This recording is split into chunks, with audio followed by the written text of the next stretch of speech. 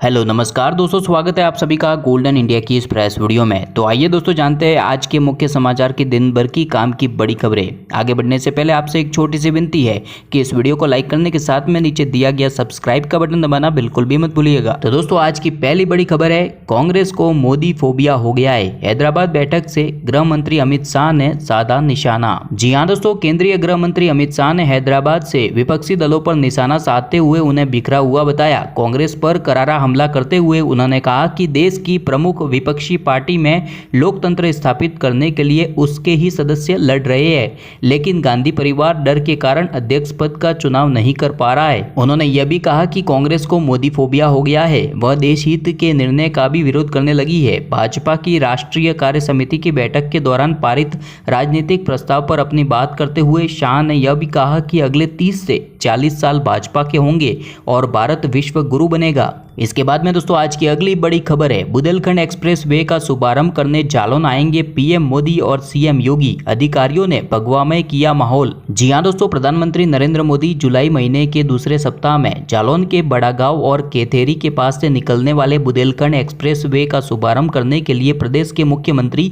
योगी आदित्यनाथ के साथ में जालौन आ रहे हैं। जालौन आगमन से पहले यहाँ के अधिकारियों ने ग्राम पंचायतों के पंचायत भवन का रंग बदलवाना शुरू कर दिया है। ऐसा नजारा जालौन के डकोर विकास खंड के अंतर्गत आने वाले ग्राम बड़ागांव की पंचायत भवन में देखने को मिला। बता दें कि देश के प्रधानमंत्री नरेंद्र मोदी और मुख्यमंत्री योगी आदित्यनाथ के साथ में 12 जुलाई को जालौन आ रहे हैं और यहां पर चित्रकूट से इटावा तक जुड़ने वाले बुंदेलखंड एक्सप्रेस वे का शुभारंभ किया जाएगा। प्रधानमंत्री और मुख्यमंत्री के आगमन को लेकर सभी अधिकारी तैनातियों में जुटे हुए हैं। ऐसे में एक्सप्रेस वे के समीप बने बड़ागांव और वहां के 3 गांवों में भी अधिकारियों के द्वारा कायाकल्प कराया जा रहा है, जिसमें पंचायत भवन भी शामिल है। इसके बाद में दोस्तों आज की अगली खबर है, सिंधे खेमे के राहुल नार्वेकर बने विधानसभा स्पीकर, एमवीए का हर दाव फेल, जानिए किसने कहां दिए वोट। जी हां दोस्तों, महाराष्ट्र विधानसभा में रविवार को स्पीकर का चुनाव हो गया है। एनडीए के उम्मीदवार और बीजेपी विधायक राहुल नार्वेकर ने बम्पर वोटों से चुनाव जीत लिया है और वे महाराष्ट्र विधानसभा के नए अध्यक्ष बनने जा रहे हैं। राहुल के सामने एमवीए ने शिवसेना के विधायक राजन साल्वी को उम्मीदवार बनाया था,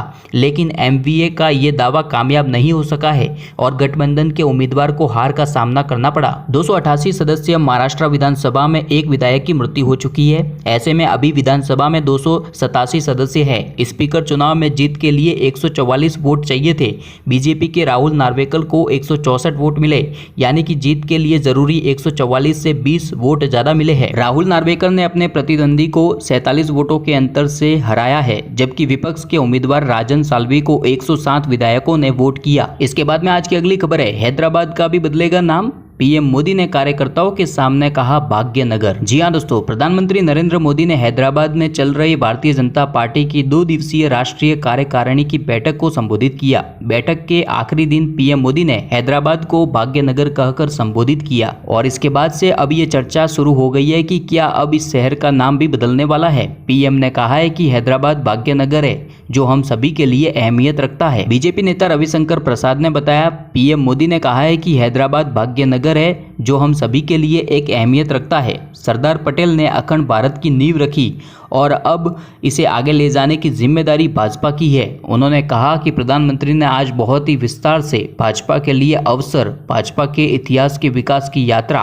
भाजपा का भविष्य और देश के प्रति हमारे दायित्व के बारे में बात की। इसके बाद में आज की अगली खबर है, जीएसटी स्लैब में हो सकती है कटौती, 12 और 18% की जगह 15 से 16% तक का नया स्लैब बनने की संभावना। जी हाँ दोस्तों, जीएसटी में 4 की जगह अब 3 स्लैब हो सकते हैं। 12 और 18% की जगह 15 और 16% का नया स्लैब तैयार किया जा सकता है। जीएसटी शुरू होने के वक्त से ही इसे 2 स्लैब में लाने की चर्चा होती रही है और ये नया स्लैब इसी दिशा में एक कदम हो सकता है। गत 28 और 19 जून को जीएसटी काउंसिल की बैठक में स्लैब में बदलाव को लेकर चर्चा नहीं की गई और इसे 3 माह के लिए टाल दिया गया है, लेकिन केंद्रीय अप्रत्यक्ष कर एवं सीमा शुल्क बोर्ड का मानना है कि जीएसटी दरों को तार्किक बनाने के लिए स्लैब में बदलाव करना ही होगा। अभी जीएसटी प्रणाली में 5, 12, 18 और 28% के स्लैब है। इसी के साथ में जीएसटी प्रणाली में में कुछ और बदलाव लाए जा सकते हैं। सीबीआईसी चेयरमैन विवेक जौहरी के मुताबिक ई इनवॉइस के दायरे को बढ़ाया जा सकता है। अभी सालाना 20 करोड़ से अधिक टर्नओवर वाले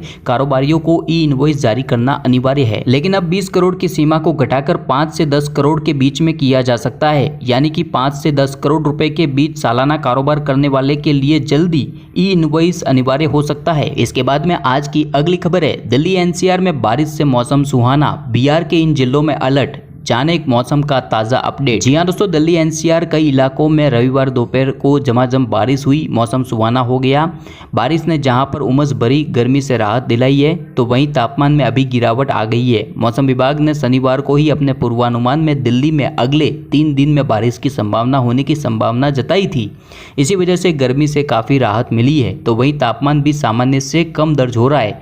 मौसम विभाग के मुताबिक रविवार को बिहार के पटना, गया, जहानाबाद, बक्सर, भोजपुर, वैशाली, बेगूसराय, नालंदा और नवादा में भी भारी बारिश की संभावना है। तो वहीं दूसरी ओर राजस्थान में बारिश का दौर जारी है। बिहार के कई जिलों में भारी बारिश का अलर्ट जारी हो चुका है। मौसम विभाग के मुताबिक राजस्थान और गुजरात के कुछ हिस्सों में बरसात के साथ में दक्षिणी पश्चिमी मानसून पूरे देश में समय से 6 दिन पहले ही पहुंच गया है। आईएमडी ने जुलाई में उत्तर भारत के कुछ हिस्सों में, मध्य भारत और दक्षिणी प्रायद्वीप के अधिकतर हिस्सों में सामान्य और सामान्य से अधिक बारिश होने की भविष्यवाणी की है।